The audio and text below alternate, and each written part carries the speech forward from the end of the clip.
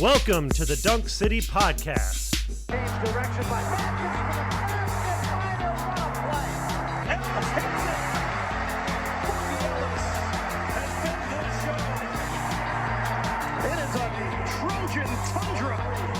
USC is on to the Sweet 16. Okay, welcome back to another episode of the Dunk City Podcast brought to you by USCBasketball.com. I'm Chris Houston here with Mark Backstrom. The USC Trojans just completed a sweep of the Arizona schools at home, Razing Arizona, so to speak. USC defeated the Arizona State Sun Devils 81-73 on Thursday, and then came back on Saturday to defeat the number 5 Arizona Wildcats 78-65. It was the first top 5 victory for USC since 2008, back when Davon Jefferson scored 25 points to lead USC to a victory over UCLA at Pauley.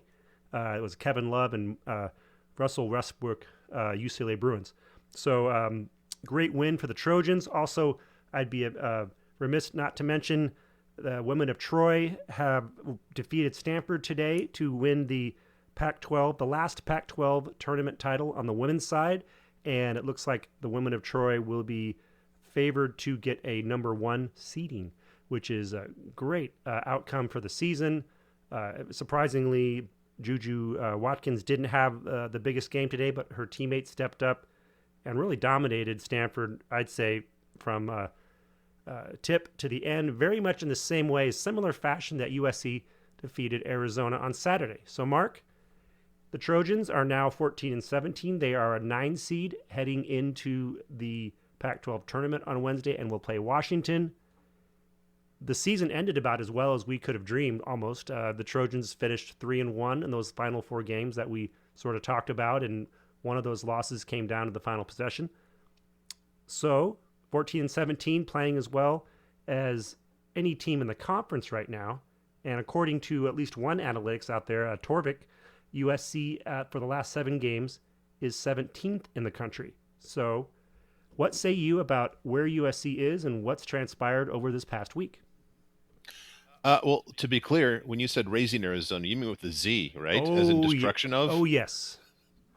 Okay. Yes, we plundered their village and sunk their boats, and they had to find a land bridge back to Arizona somehow. The land bridge. I was dying. Just the sweep alone was worth it just for being able to write Razing Arizona for the title of this podcast. So I'm just thank the basketball gods for that. Carry on. Truly a former editor, or once an editor, always an editor. Exactly. Yeah, as you said, about as well as we could expect. Clearly it's easy to be optimistic when you get a road win as we did a week ago. But as I said, I wasn't really surprised with the good brand of ball that we'd been playing as of late. And having said that, I still have USC basically from February forward as the second best team in the conference. Still well behind Arizona, but we proved that we definitely more than just belong on the same court with them. I'll put it that way. Yeah, the 13-point margin of victory over Arizona was second to Stanford's 18-point margin of victory, as you mentioned on Twitter. And so just an impressive win. Wasn't a fluke. USC played great defense. Caleb Love was 1 for 10. Probably the weakest Pac-12 player of the year that we're going to get I've seen in a while. I mean, really just a volume scorer out there, and he's just the leading scorer on the best team. But he's a 38% career shooter, so him going 1 for 10 wasn't really surprising for me. But I thought USC played an inspired game. The rebounding problem is there, but the rebounding problem has been sort of dealt with in a different way, and I'll get into that later. But let's go into your analytics of how USC did against Arizona State. All right, against Arizona State, obviously Boogie Ellis, my gosh, BPO 100 of 83 for the game, a Buscar of 9, which is just on fire, in only 25 minutes too. Yeah. Which is just insane. More than a point a minute is just nuts. The rebounding definitely turned in our favor in that one. And both the bigs, Josh and Vince, Joshua, pardon me. Joshua 12.8 rebounds per 40 and Vince with 11.4. So Yeah. very promising in that regard. We still we'll get to the second part of this story a little later, but we had the tendency to let a couple guys really go off. Jose Perez had a BPO 100 of 75.6. What a way to go out, to be Yeah. continued a little bit Yeah, later. he was unstoppable in that game, and I think he decided to do a Jim Brown / Barry Sanders on writ very small in that, in that regard. Rit small, I like that. And then Frankie Collins for the 64.8. Yeah, he bedevils us with consistency, and him fouling out was definitely a great thing for the Trojans. Yeah. 4 steals in that game. And one thing this is not to demean him at all. This is actually a compliment. I gotta think a lot of the steals that he gets, and this probably is true for anybody, but just it really sticks out to me is that I think there's just a lot of instances where people are just ill-advisedly dribbling. Yeah. And all credit for him for recognizing that, just knowing right away, got to get after this one because that there's a lollipop for me. Oh, absolutely, Um, absolutely. Yeah. Yeah. The Trojans have been shooting great from the line of late as well during this stretch. 25 of 30 Yes. against Arizona State, which was huge. And that kind of thing can really, and then going 12 to 24 from three-point land, that kind of stuff can really offset your weaknesses elsewhere. But the Trojans did out-rebound the Sun Devils by 10, 32-22.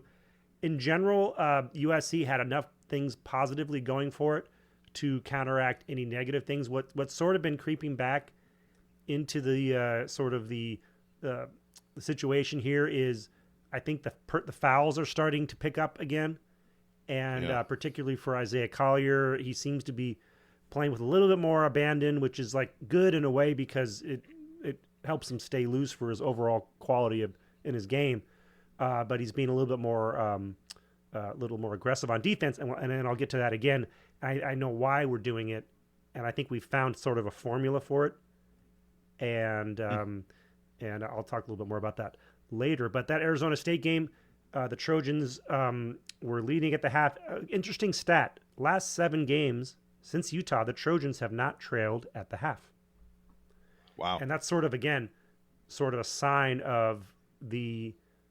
I hate to use the word dominance because it's not a dominant stretch, but in the sense that we're playing from ahead or tied versus from behind or tied in these last 7 games. And when you're playing from ahead, we lost a couple of them because sometimes teams come back, right? But if you're playing from ahead most of the time, you're going to win most of those games, and we have won 5 of 7. Is that right? Yes. Yeah. So great overall development with the team. Things are going swimmingly, I would say. Yeah. This is truly, from a metric standpoint, this is the best ball that we've been playing, basically from the Utah game forward. Highest BPO over any stretch that I could really find. Yeah, I would say that. I mean, I haven't looked at the numbers that you've created, but I would venture to guess, and maybe this is something you can check into, but I would venture to guess that this 7-game stretch is about as strong a 7-game stretch in conference play as we've had the last couple of years. Or I should say, it's as strong as whatever our strong stretch was last year. It's about as strong as that, and it helps because we finally beat Arizona, right? Which really helps, I think, the metrics of that overall, because we've lost to Arizona the last 7 times. So when your win includes a win over Arizona, when that stretch includes a win over Arizona, Utah, UCLA, who they're not necessarily like world beaters this year, Utah and UCLA, but they're not horrible, right? It's not like we're just feasting on bad competition. So Correct. And then winning on the road at that. So I would venture to guess that this 7-game stretch, or if you will, this 3 or 4 game stretch, is probably as strong as our best 3 or 4 game stretch in conference last year and the year before. So I'm just curious to see how that would go. But just really good sign. Makes you feel good about that we have. It's not a fantasy that they can win the Pac-12 tournament. I think USC has a puncher's chance. I'd say more than a puncher's chance. I've actually, in last week's column, I passed along a tweet from John Rothstein about, hey, watch out, USC might be a bid stealer. I know this might be hard to believe. I follow quite a few gambling accounts on Twitter, sports No, wagering accounts, no. and just one of these guys who's just kind of a, I guess you'd call him program agnostic, Yeah, where he's just looking for value. He said, "Yeah, USC at 45 to 1 to win the Pac-12 conferences. That price isn't going to be there for a long time." yeah. A great value team right now. I'm afraid, and I actually I had $5 left in one of my online accounts, and so I put $5 money line for USC last night. And it was I think it was $2.90. So Oh, nice. yeah, so whatever. I just had $5. I'm like, I didn't want to make a big deal of it, but I felt like it was a good bet. Yeah. And Trojans came through, and now I've got 20 big dollars sitting in there. You got to roll over to the Pac-12. Yep, roll it over, start building the nest egg for next year. So the Trojans played great against Arizona State. I mentioned on the board, they're an unorthodox. They're sort of an asymmetric team. They're a little bit just difficult to deal with. They like you said, they grab, they play physical, they'll press you. They have just really kind of quick-handed athletes, and they have some strange unorthodox players like Jose Perez, who just, he's not a good-looking player. You don't really know how he scores. Adam Miller, kind of the same way. Just guys who don't really look good and doing what they're doing, but the ball goes in the basket. So it was a good win. Always good to beat the Sun Devils. Really should have beat them over at Arizona State as well. But the big win that everyone is excited about is last night's win over the Wildcats, 78-65. And this was just really from the second half onwards. In the second half was a complete dominance by USC, because that was a 34-30 game at the half, and USC scored 44 points in the second half, held Arizona to 35. They are the number one offense in the country, or number two, somewhere in that range, and they scored 65 points. Testament to the great defense that USC brought. Yeah, lots going on in here. First of all, I'm going to say I think that we didn't get Arizona's best shot, but I'm going to also say that they got far from our best shot too. Right. Our defense was really good, but we left quite a bit on the table. There was one stretch in particular in the first half where we had over 5 straight possessions, we had a missed jumper and 4 turnovers. Mm-hmm. So yeah. One missed shot on 5 possessions. That's, Yeah, exactly. Not that you can't ever have that happen, but that's just not indicative of a team firing on all cylinders at all. No, absolutely. It's not like we didn't play our hearts out. You know what I mean? We played a good, solid game. Yeah. We played well within our capabilities. We had some flaws. We didn't have a great rebounding game. We were out rebounded, I believe it was 38-30. It was a lot worse than that early on, and USC really battled back and sort of negated that margin to some extent. USC had a little bit of foul trouble. All the bigs got in quick foul trouble. Joshua Morgan couldn't catch a break. He'd come into the game and he'd sort of like put his hand on Ballo, and they'd call a foul. There was some the refs, I thought, for a while were just trying to keep Arizona in the game. With just some of these really ticky-tack calls, and then Ballo could seemingly just lean on people and power over through them and swing his elbows and would get no calls. And then Caleb Love was constantly like body checking Isaiah Collier and was not getting called for any fouls. So it's interesting. Ballo had ended up having one personal foul the entire game, and didn't pick up that foul till like midway through the second half. For a guy who's like really physical and he's going up against USC's throwing bodies at him, the fact that and he's just sort of like, he's a big guy, right? It's really hard for big guys like that not to get called for fouls. So it was just weird, but USC didn't really need any kind of like special referee consideration. They pretty much controlled the entire game, and whenever Arizona made a run, USC just bounced right back. Agree. Other things that stand out too is along the lines of not getting our best shot. Boogie only had 5 points in 31 minutes, 1 for 8 from the field.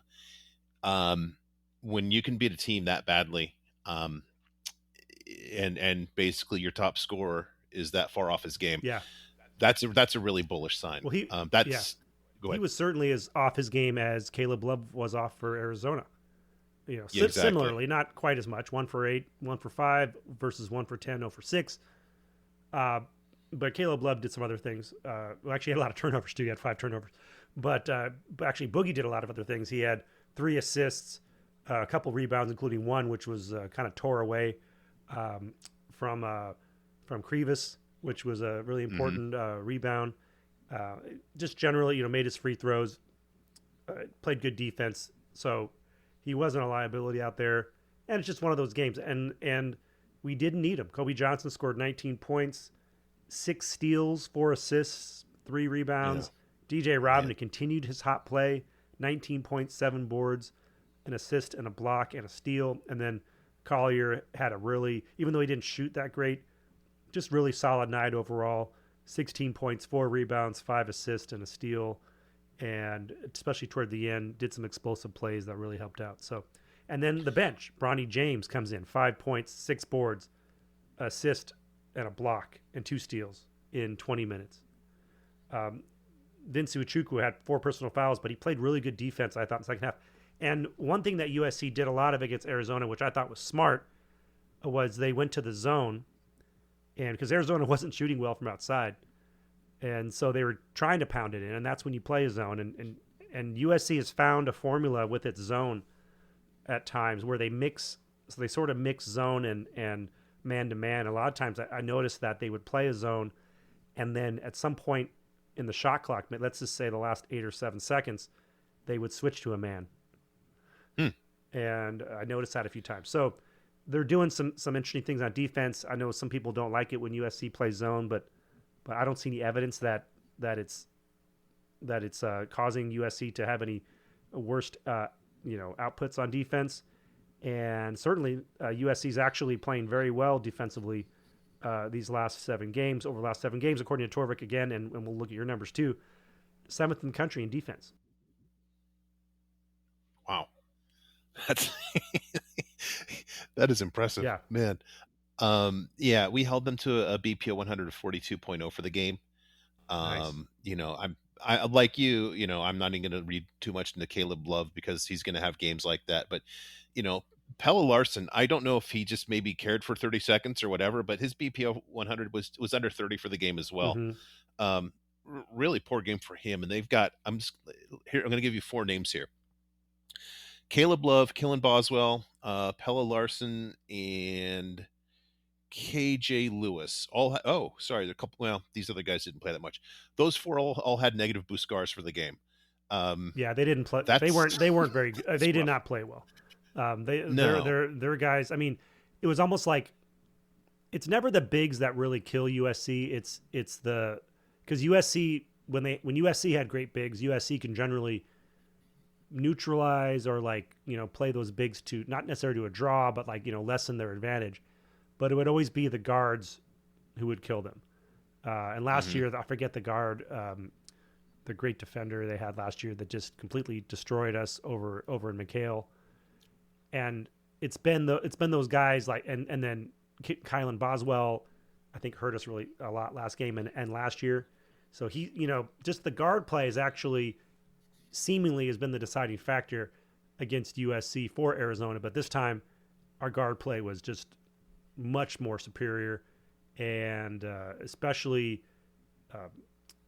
even though Boogie didn't have a good game, Kobe Johnson, Isaiah Collier, Bronny, those guys, and Osiah Sellers came in, hit a big shot. They did some stuff, and they were efficient and played good defense. And Arizona, they have been playing good defense of late, but they did not play very well defensively in this game. And it was interesting because Keyshawn Johnson had a great game offensively, but he really struggled defensively at times. Mm-hmm. He did. The other thing too is this is I'm not sure how this can happen. All right, Caleb Love takes 10 shots, bad night for him. Keyshawn Johnson 10. He was having it seemed like he made more than 6 though, didn't it? Yeah. I guess when they all come at once. Yeah. It seems like that. But after that, then Jaden Bradley has 9 field goal attempts. He had their most 2-point field goal attempts. Something's a little weird there when that's your distribution. I don't know. Maybe if the other guys are just really struggling, maybe it just works out that way. But I'm I'm not really thrilled that he is getting more field goal attempts in Ballo. And to your point, that's a testament to our defense too, Yeah, either preventing or fronting or whatever. yeah, we fronted a lot, and the zone we collapsed down on them, down on Bala with the zone a lot. So that really slowed him down. I mean, and he played 28 minutes, so he wasn't able to really be as effective as he wanted to be. And he only got, like you said, he only got 7 shots off. He did rebound very well, but he didn't have Tubelis at his side like he has in recent years. And Keyshawn Johnson just isn't. He's a really athletic guy. He jumps on pogo sticks, but he seemed to be more like this game, at least. He seemed to be hanging out more on the perimeter. Yeah. I guess, yeah, offensively, he's not really an inside threat. Yeah. I think he's a capable rebounder, but yeah, to that point, you're not going to see a lot of big to big passing between he and Ballo. Yeah.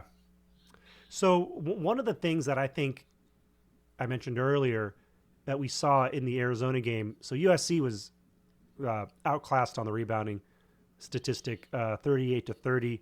Trojans only had 4 offensive rebounds to Arizona's 14. But I think USC's found the formula for how to sort of work around the lack of rebounding. And that is just getting steals, getting a shit ton of steals.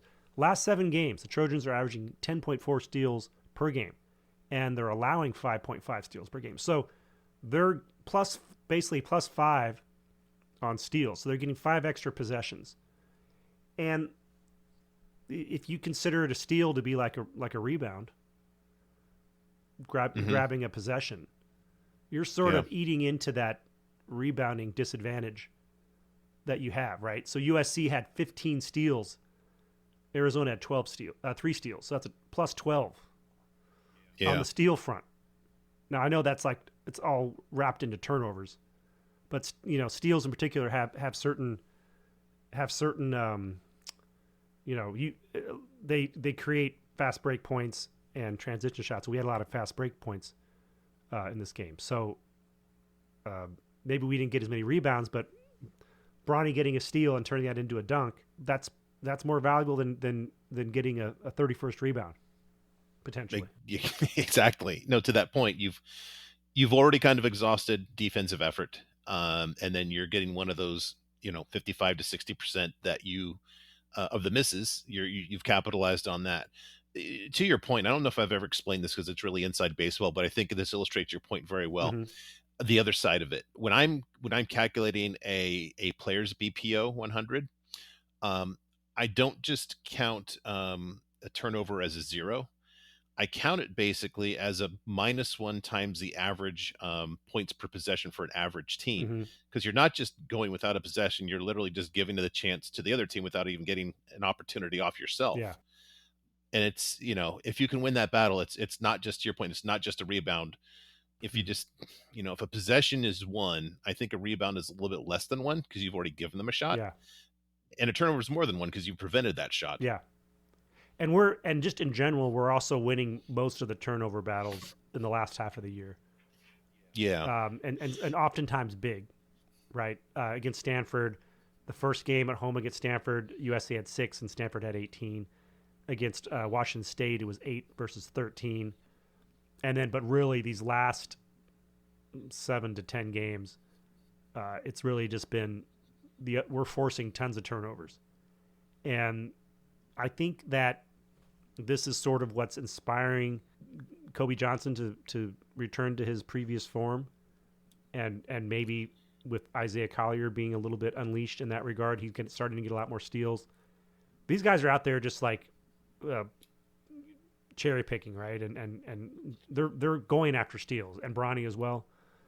And so it's like I think they sort of have this mentality now that they're trying to get these steals because if you're getting out rebounded, you really need to get steals, and it's a great way to turn things around.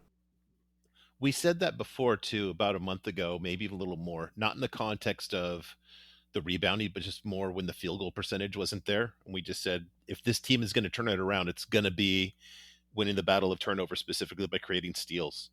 So not surprising to me that that's kind of the narrative that's taken place. It fits with,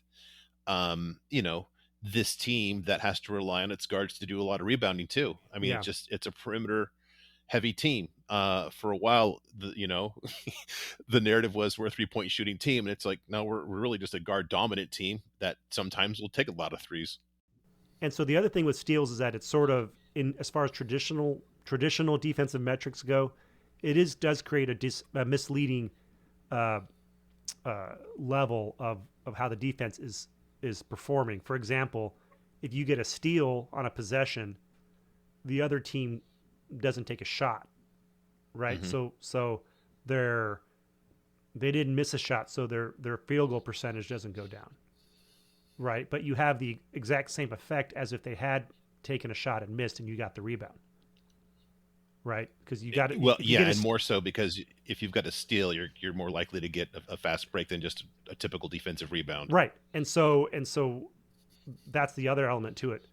But in this case, it's like when we look at traditional metrics, we're like, oh, USC gave up, let's say they gave up 50% shooting to Arizona State, right? Mm-hmm. And that wasn't a particularly good steal game. Actually, it was Arizona State's a good steal team, so they had more steals. But for example,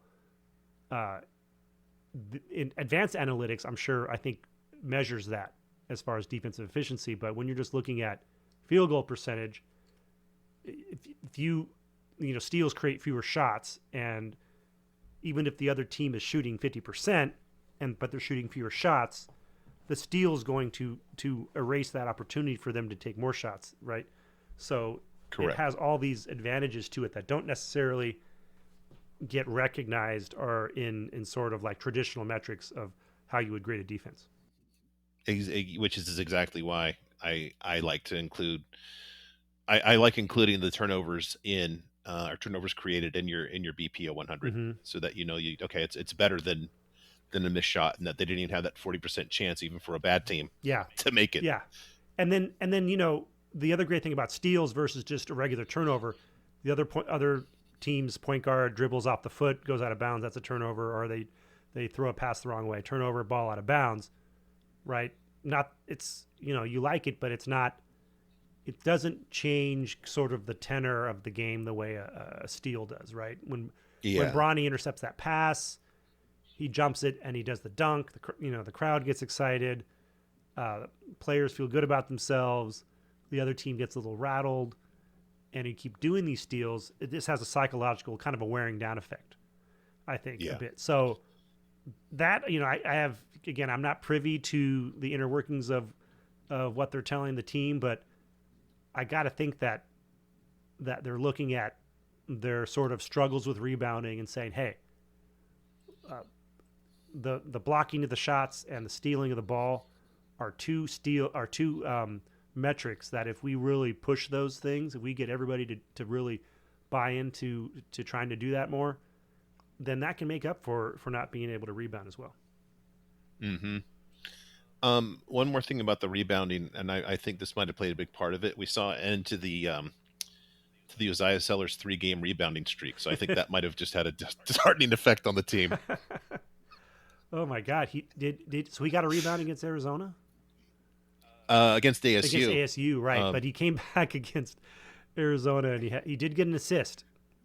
He did, yeah. Assist. But yeah. No, I think it was funny. He was in for that possession. Arizona had a possession where I think they had like 4 offensive rebounds and four attempts to shoot. And as soon as there was a dead ball, Sellers came out and Kobe Johnson came in, just because Kobe just, he can at least get in there and mix it up. But I just rip it away. Yeah, I just Uzziah right now, I'm sure he will eventually, but right now he just doesn't bring that element to his game. So, and that's why he needs to do that. He needs that Tom Izzo drill where they like shoot on the basket that has like where you can't make it. Yeah. Have you seen that drill? Yeah, I think I have. Yeah. Yeah, it's like they put a lid on it or something. Yeah, or like another ball actually, right. So it just bounces off the top. Yeah. That's why he's Tom Izzo. Yep. So, Well, anyway, great win for the Trojans. Sweep, 3 in a row they've won. And you definitely go back and I think I calculated it up again. If you really look at the games that due to injury really sort of USC would have won some of these games in the season. And I know that when we were healthy, we weren't always playing well.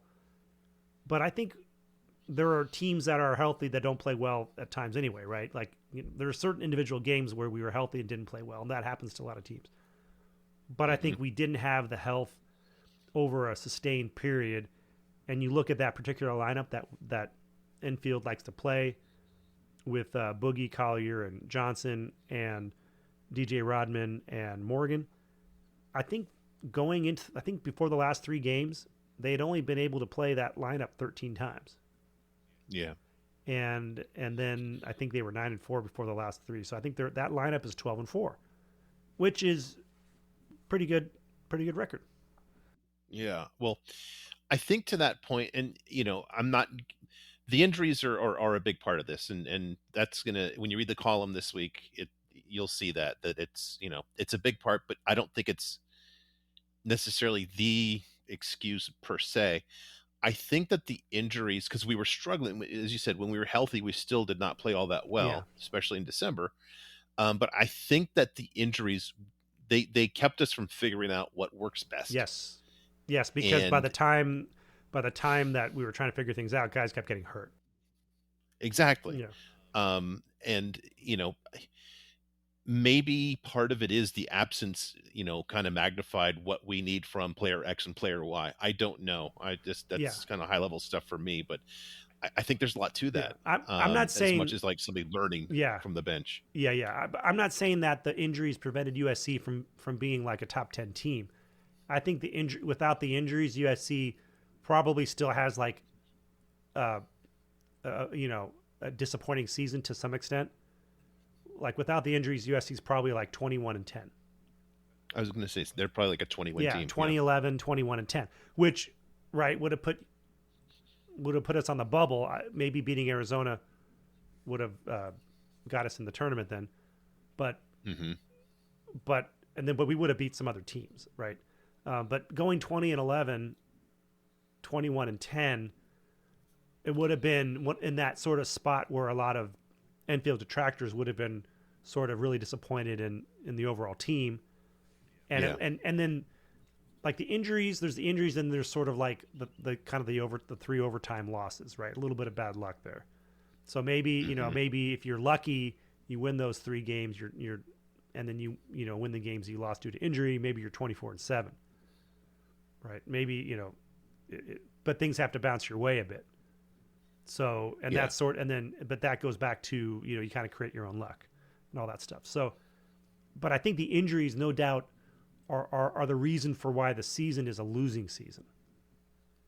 Right? I think without the injuries, we don't have a losing season. We have a disappointing season nonetheless, but not sort of like just this really, bad tasting season. Yeah. Yeah, agree. So anyway, but the Trojans are 14-17, have a chance to win the next 4 and get above 500. And now it comes to the segment that we call Game Theory. What is your game theory of this week, Mark? All right, I've got 3 game theories, and we'll start from easiest to most advanced. So, all of the Arizona game. It seemed to me that Arizona, I don't know if they were just happy to, or this was explicitly their game plan, but did it seem like they were more than just content to let our big men take as many mid-range jumpers as they could be tempted to? Yeah, that's sort of the way that our bigs have been played this year.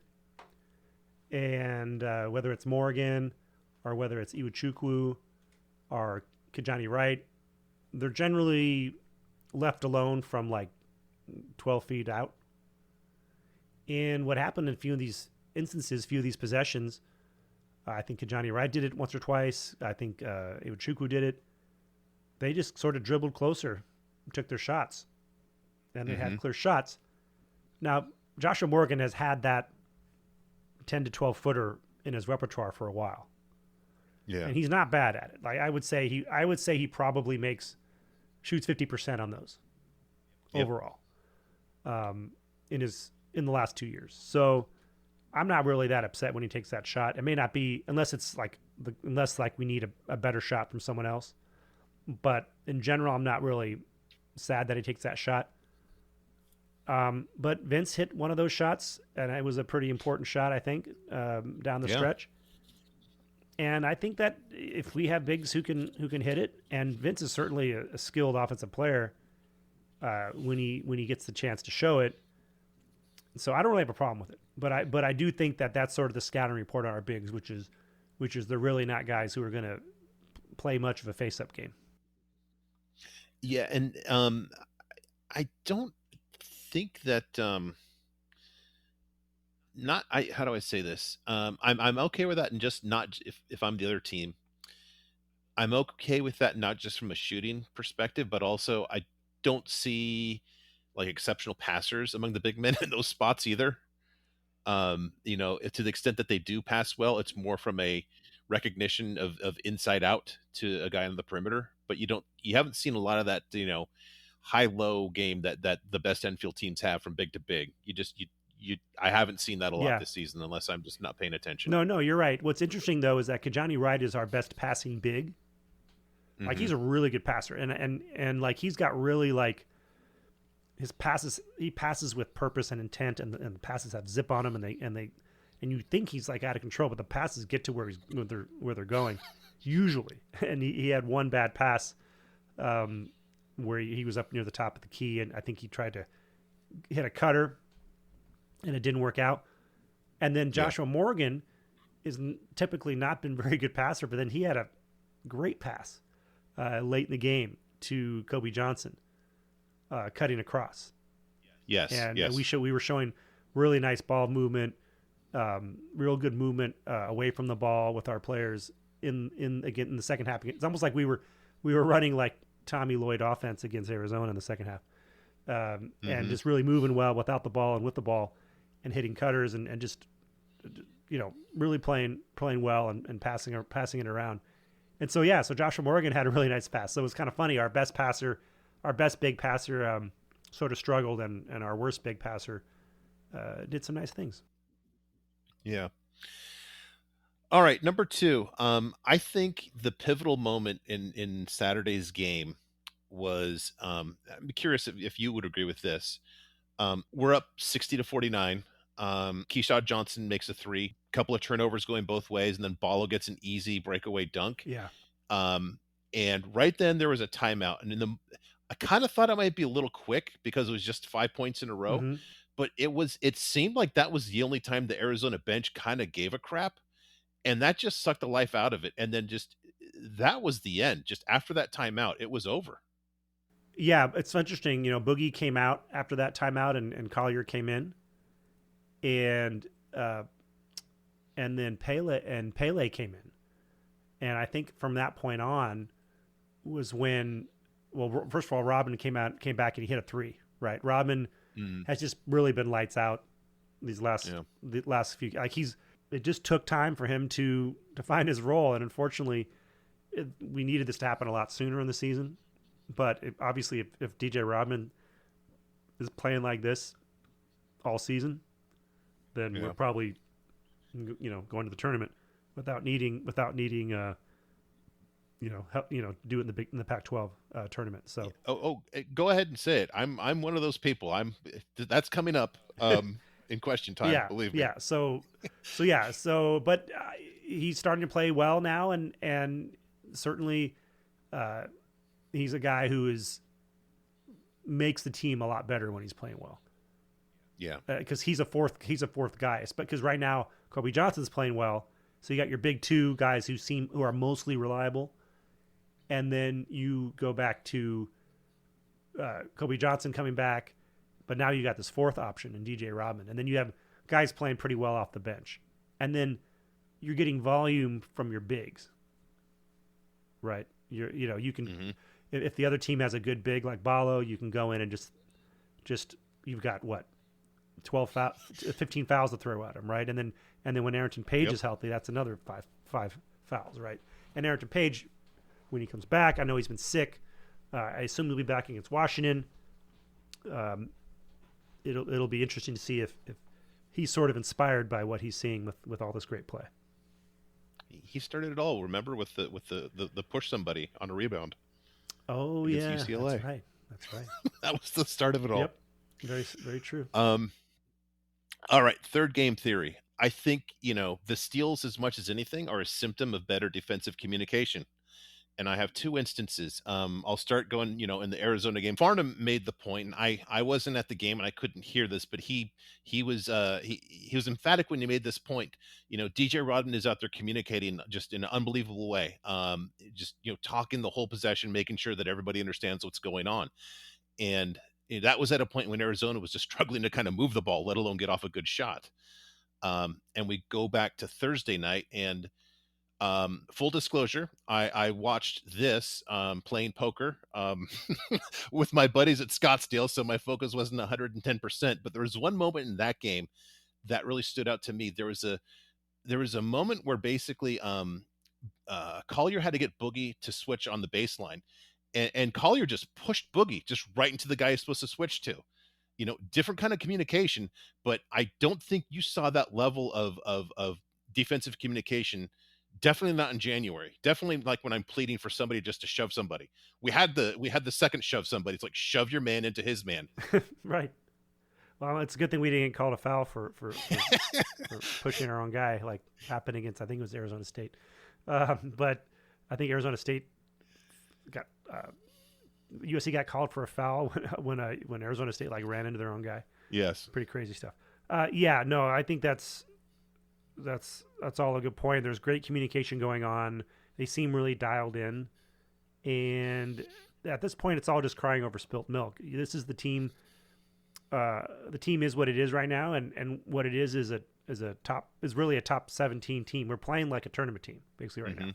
So sometimes tournament teams don't win every, obviously they don't win every game, but we're a tournament team going up against one or two other, or maybe three other tournament teams in this tournament in the Pac-12. So yeah, we have a good chance as any tournament team would have in this situation. Yeah.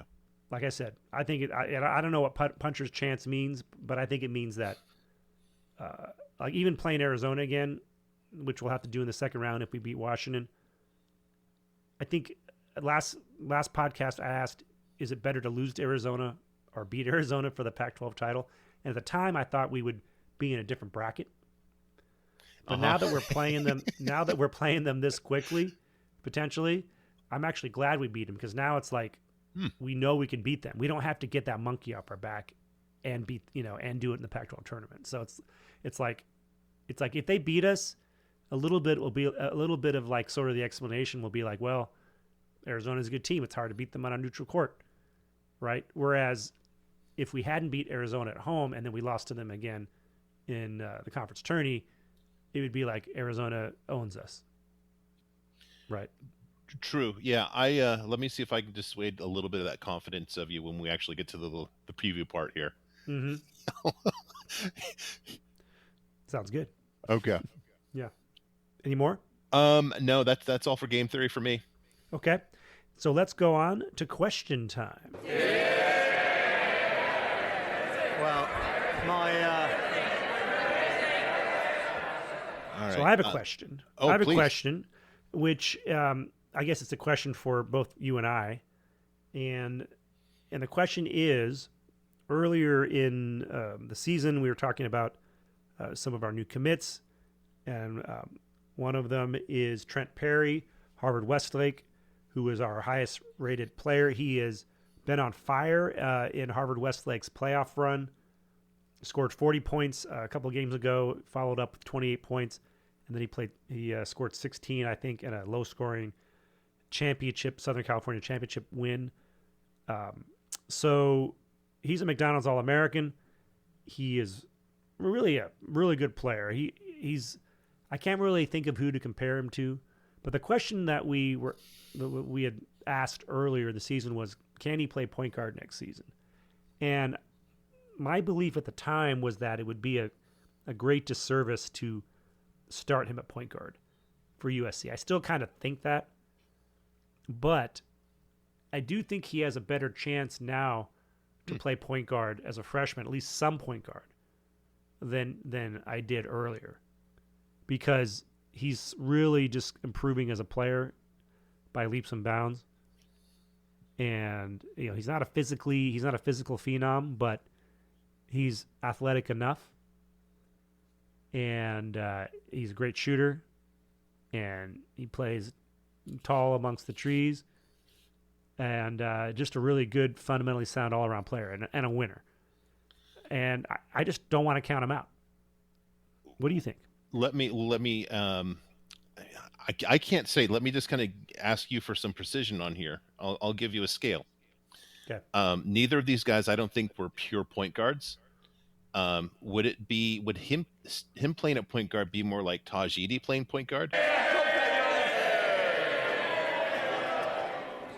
Yes, he's a different type of player, but he's a little bit bigger, and I think his game he's more of a creative scorer. But I do think that from they'd be similar style point guards. Okay. But I think you can get away with that kind of point guard when you have a guy like Evan Mobley. Or it's easier to get away with that kind of point guard when you have an Evan Mobley, right? Yes. Someone who's more of a not really a true point guard, because Tajidi was good, but Ethan Anderson came in a lot and played point. Mm-hmm. A lot.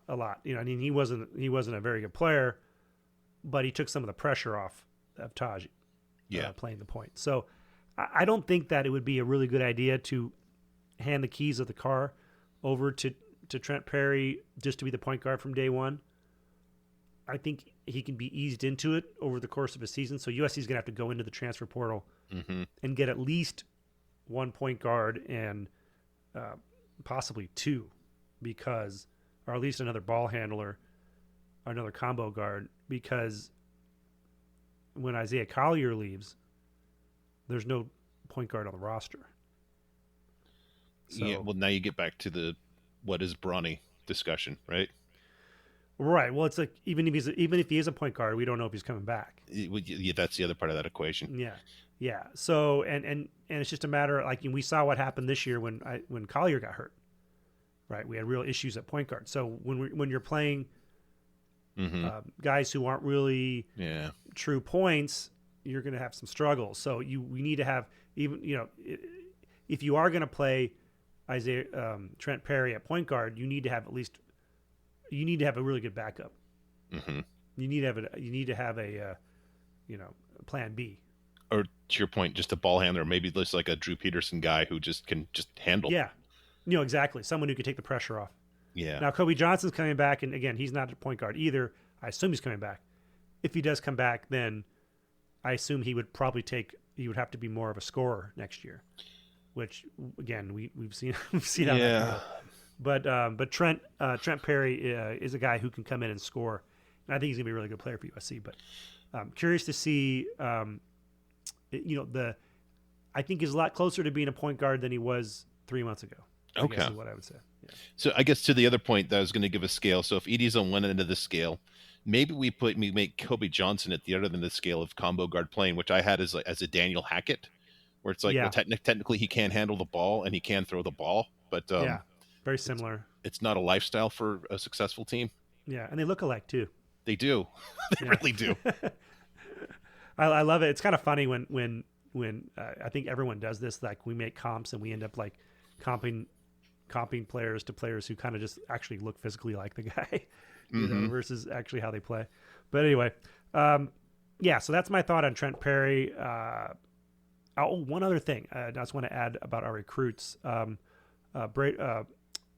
Kozlowski. I saw some highlights of him, and he looks a lot better than I'd seen from earlier highlights. A lot more. I'd seen him in some earlier highlights, and I thought he looked.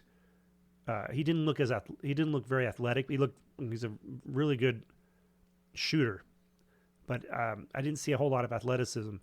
But he's definitely slimmed down and sort of muscled up, and he's definitely more athletic and lean than he was in past videos that I've seen of him.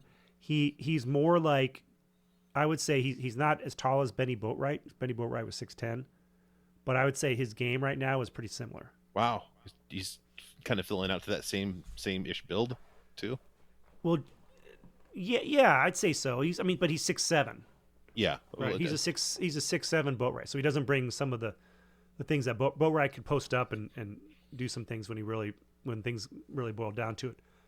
But he wasn't a great rebounder. But Kozlowski is I think he can be a true wing at 6'7" now. So yeah, I'm high on him. I haven't seen any recent video of Liam Campbell, but again, we're gonna have 3 really good shooters coming in next year as freshmen, and hopefully one of them can be a good shooter as a freshman for USC, which is, it's not always easy for freshmen to come in, even if they're good freshmen in high school, or good shooters in high school, to come in as freshmen. Yep. and do it again. So, but if you bring in 3 good shooters, odds are one of them is going to be a really good shooter in college. So that's what I'm hoping happens. Or they'll have different stretches as their freshmen.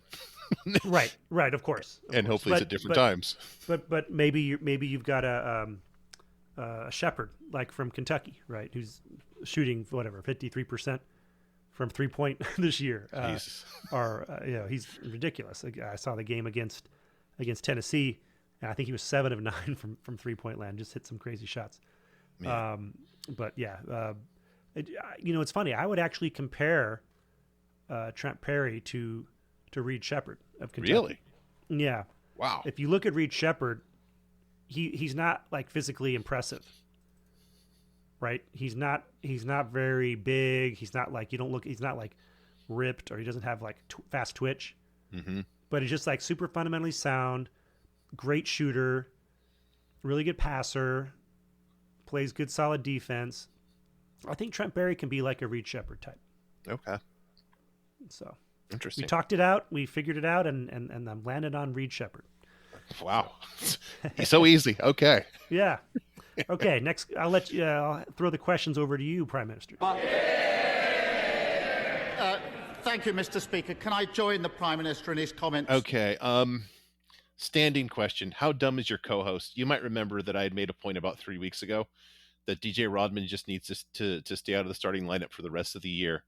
I'll just kindly to myself, just say, check the column, because his production, he has literally, since he got benched, taken out of the starting lineup, he has the highest BPO 100 of anybody on the team since then. Higher than Collier. It's amazing what benching will do. Yes. Yeah. Kobe was benched, right? It's in the column. Then, it worked. This is an amazing call. It worked.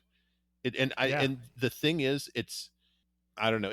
I don't even know if we get to that situation where, if we had asked Kobe, if Kobe was doing too much, where he gets to this very, very best version of himself, living his best basketball life. Yeah. But it's worked. The numbers are there. They're astounding. So maybe the critique of Enfield lies in why didn't he bench these guys sooner? Well, could he hung with these? Well, he hung with these guys for a long time, right? Yeah. And it's understandable. Kobe was a proven product, and so you're thinking, he'll come around. Mm-hmm. And I'm sure you don't want to bench someone, but I think I was calling for Kobe to be benched a lot sooner than he actually ended up being benched. Well, as was I, and then as we talked it out, it's like, so that means more minutes for JD Plow. I can't remember. Would have been more minutes for Bronny, I guess. Yeah, but Collier was Sellers. Out. Boogie is, pogo sticking on one leg, not himself. Yeah. It was grim. Well, I think I wanted him benched before that, like sometime in December. I think. He stunk through the Auburn game. I don't know what that's about. Yeah. But there's just some guys, Kobe Johnson and DJ Rodman they seem like maybe the 2 guys on the team that are the most mercurial. Rodman is like his dad is sort of kind of a different kind of cat, I think, from a mentality standpoint, right? And so he's probably one of these guys that gets in his own head, and I think Kobe's the same kind of guy, right? Whereas maybe Boogie and Collier, they have their struggles, but they're generally not due to things like that. They're generally not mental struggles. Like Collier, his struggles were like he's a freshman who needs to get acclimated to the college game, and he just needs to get himself under control. And then once he does that, he's fine. Once he did that, he was fine.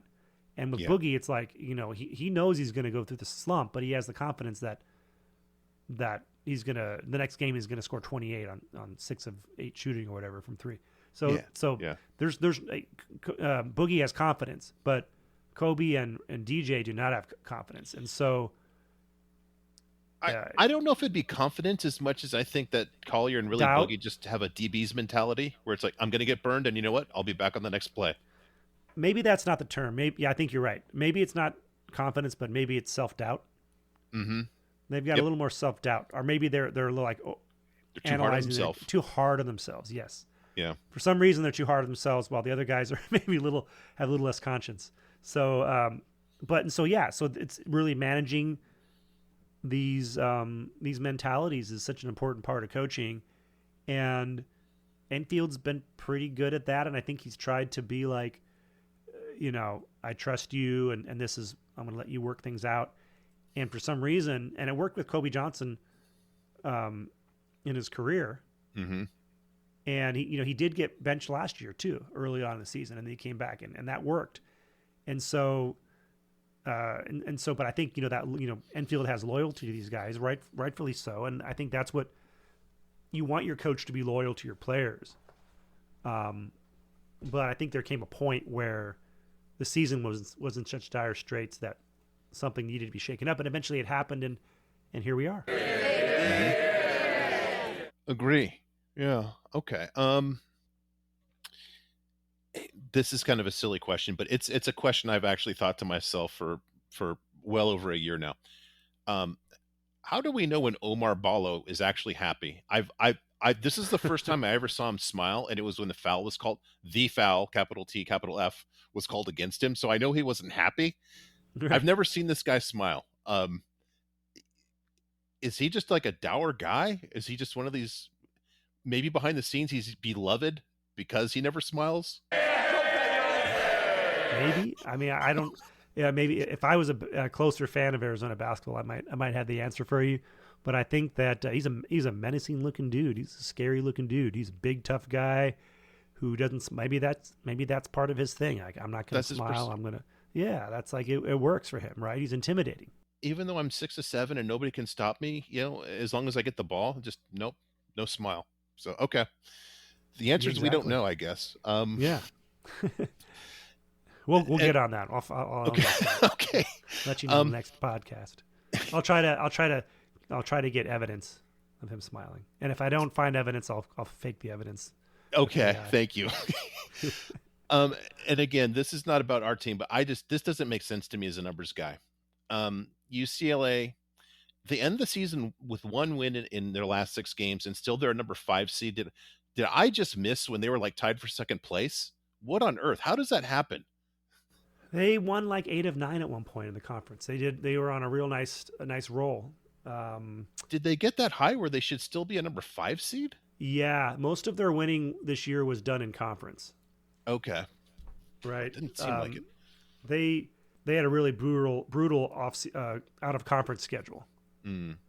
Right. If you look at what they did this year, I mean, they're 15-16 now, right? And they're like 10-10.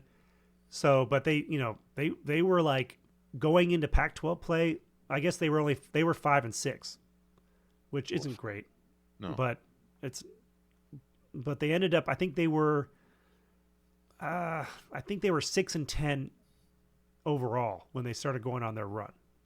They had lost 4 in a row. They kind of like USC. They had they lost their last 3 non-conference games. I'm sorry, they lost their last 4. They lost to Villanova, Ohio State, CSUN, and Maryland. And then they beat Oregon State, and then they lost 4 in a row again. But then they won 8 of 9. And Okay. that's where like the bulk of their wins on the season came right there. Okay. All right. Well, let's move on to Mark's Mean Minute. Okay.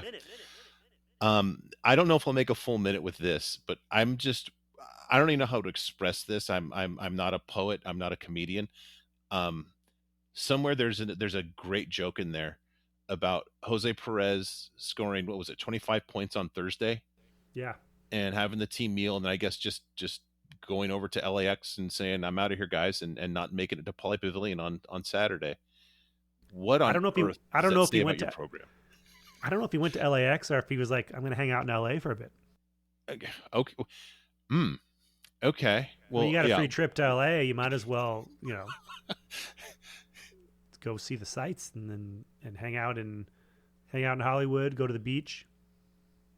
You wouldn't Right? be in a big hurry to go back to Tempe, he said sarcastically. Yeah, I don't think so. Unless you're like, you want to get back to clean out your locker before they do it for you. Well, there could be something to be said for that. That could be a little weird. Maybe he just wanted to get back to his locker before, anybody else did. Yeah, let's maybe this guy's up to something. What could it be? Have you ever heard of anything like this? I mean, there's, I'm gonna say it happens all the time, but it's it's not unusual for a player to leave the team. But Yeah, in the middle of a road trip after scoring 25,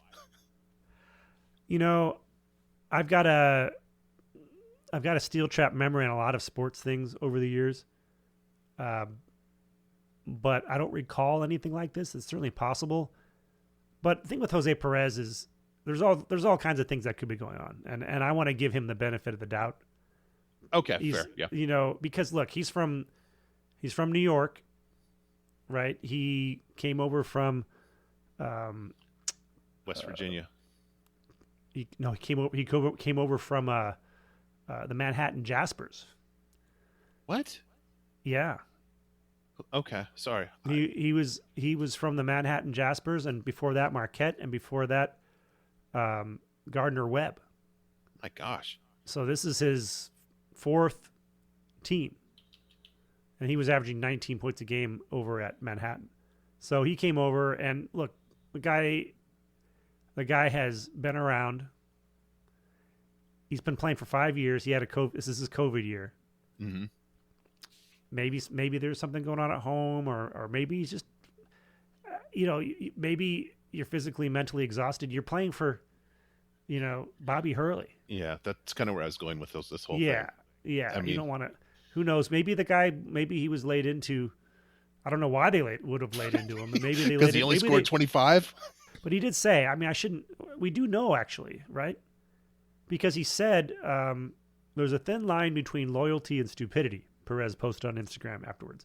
Wow. I'm going to be loyal, but I'm not going to be stupid. I'm not going to be so loyal that I betray myself. He basically has decided to go play overseas. I guess he was offered a position, is what it sounds like. And maybe it's like based on some of these overseas competitions.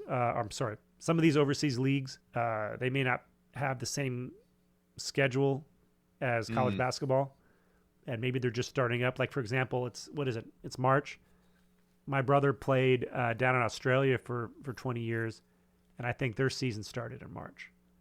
Okay. So he must have had a contact, and there's all kinds of leagues all over the world. So they're probably like, hey, we want you to come play, but our season's going to start. And he's like, you know what? This team is a dead end. I want to go now. And that sounds like what happened. So we know. So I guess I should say I guess I should have looked at it closely, but so we do kind of know what happened, which is that he wanted to go play overseas. Now, maybe there's something more to it, but it sounds like he wasn't very happy, and he wanted to go change his scenery and make a few bucks. Wow. Yeah, but the timing though, my gosh, not something you see every day. No, or ever. Yeah, exactly. Yeah, very interesting. Interesting times. The very end of the Pac-12 ends in a little bit of strangeness. Yeah, as befitting the conference. Yep. So, All right, well, that does it for Mark's Mean Minute. We have the Pac-12 tourney coming up. We can look at the brackets. USC plays Wednesday against Washington at T-Mobile Arena. It will start at noon Pacific time, 3 p.m. Eastern time, which I'm excited about. Instead of these, 1 a.m. These 1 a.m. games. So I'm excited about that. And then if USC beats Washington, the Trojans will play Arizona on Thursday, which will also be at noon. To some extent, the scouting report is fresh. Trojans beat Washington up in Seattle, 82-75 on March 2nd. And, of course, yesterday, USC beat Arizona. So two teams that the Trojans have seen very recently. So I think you got to like USC's chances against Washington. What do you think? This will be in the column too. So if you hear a bunch of numbers and you're not remembering it, just you can check the column, dear listener. So when I ran my metrics through yesterday's games for February to March, Arizona's number one at a 17.6 power rating. USC number two, just behind us at a little bit less than 6.2, is Washington. So yeah. Then we get Colorado and Washington State. So the good news is that we've beaten in recent action, actually, two of our three most recent games, the number one and the number three team. The bad news is we have to repeat that just to get to Friday. Wow. Yeah, it's tough. Last night we were saying tough draw just being in the same half with Arizona, but getting Washington is sneaky also tough. Now, who knows how the whole Hopkins imminent departure is going to play out. Well, that's what I was going to say. I think that gives a little bit of I can't say for sure, but I think odds are that it's probably going to help us a little bit. Is he coaching in the game? I imagine he is. Yeah. I think he was informed that after the season he's gone. Got it. So there's a little bit of maybe they're going to play for the coach, but maybe it's also like, how hard is he really going to prepare for this game? I don't know, but I like the idea that USC's playing against a lame duck coach here. So, and what's interesting too is we didn't mention is Ken Palm's rankings.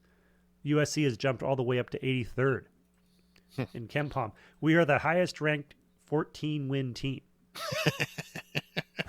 I mean, it's pretty crazy. The next best ranked team with 14 wins is Arizona State, and they're 120 and they're 121st. So we're 40 spots better than Arizona State with the same record. Well, I think a lot of that goes back to that. I don't know if we talked about it on the pod, but the luck metric. Are we still like in the bottom 10? I'm just looking up myself here. Yeah, our luck metric. Because I don't think there's anything these last few games. That really we are still 310th in luck. Jeez. Yeah. But we're ranked ahead of Ole Miss, which is 20-11. We're ranked ahead of Indiana, which is 18-13. And we're ranked just behind Florida State, which is 16-15. I don't think Indiana is going to make the tourney. They might. And we also are ranked ahead of Georgia. So, yeah. So definitely a better team than our record indicates. And right now we're playing, like I mentioned earlier, we're playing basically like a top 17 team, according to at least one analytics. So this number 17 team in KenPom is Kentucky. So I don't think we're playing as good as Kentucky, but because they're just a fantastic offensive team.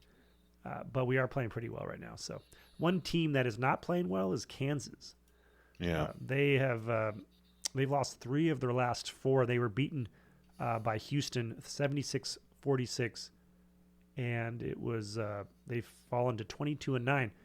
I wonder what USC fans would have said if we had gone 22-9 this year. Probably wouldn't have been very happy.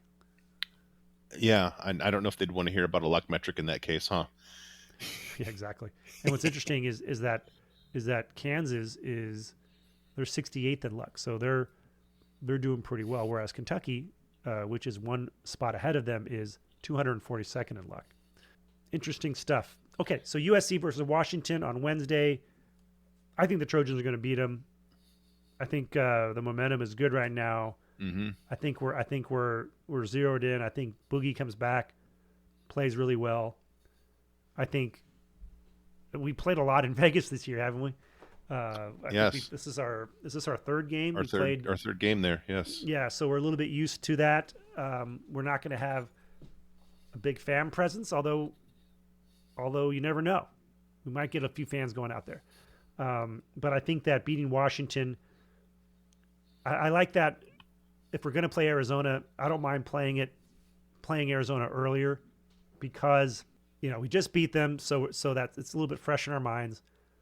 I'd rather play them in game 2 than game 3 or 4 when we're a little less fresh. And I think that, again, Arizona doesn't have as much to play for. And if we beat Washington, we're going to have a really high level of confidence going into that game. So I don't know. I think our odds just keep increasing for this tournament. Not ready to call it for the Trojans yet, but it's definitely going to be interesting. What do you think? Yeah, you make a good point about catching them, before later in the process when, they probably be at a better advantage. The one thing I want to call to your attention is before they lost to us on Saturday, they lost 6 games. Here's what they did after each of those 6 losses. They beat Alabama at home 87-74. They won at Cal by 19. They won it at home against Arizona by 47. That's right, 47. They beat us. What's that? They beat ASU by 47. Oh, that was Colorado. Oh, it'd be Colorado by 4. Okay, yeah. Yeah. Although that logically would seem to be Arizona State. They beat us by 15. Mm-hmm. They won at Oregon by 9. That's the worst showing, a road win by 9 at Oregon. Then they won by 16 against Washington at home. Yeah. That's an average margin of 20. That's an average 91-71. And they have 4 days to sit and think about how awfully they were embarrassed by the team they're going to play on Thursday, possibly. Yeah. I think, as Don McClain would say, they're going to have a good week of practice. It could get tough. Yeah. Well, that's true. It could get tough. We're going to see, that metric brought up against a potentially very highly confident USC team. Yep. And we'll see which one gives. But right now, Ken Pom has USC, actually, interestingly enough, has USC losing to Washington 79-76. In my ratings, I literally have them. I have them 0.00 points worse than USC.